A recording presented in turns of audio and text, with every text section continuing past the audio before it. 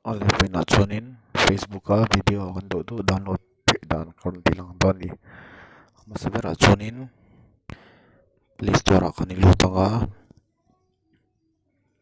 chuanin a hnuai link ka rawn dah kha i copy nga paste anga chuan i search tawpang i search tawp khan tin chi hrang hrang rawn lang a helai a lai mi video downloader hi open anga chuan tah hianin i install ang install tianga rawn install zo tiang hin a rawn lang a chuan i open le ang i open chuan ti an rawn lang ta ni chuanin Facebook a khanin i lutang a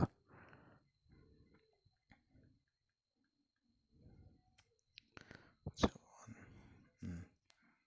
Facebook a i lut ta a chuanin i video du ber kha en tin manin hei hi i lo download du ta helai dot pathum a sira dot pathum awai click anga copy link tah hian i chu le ang chuanin a hma video download ta kha khanin i paste ang a link kha te khan i paste anga paste and download ti anga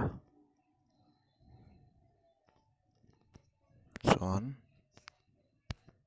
te khan a in download mek ani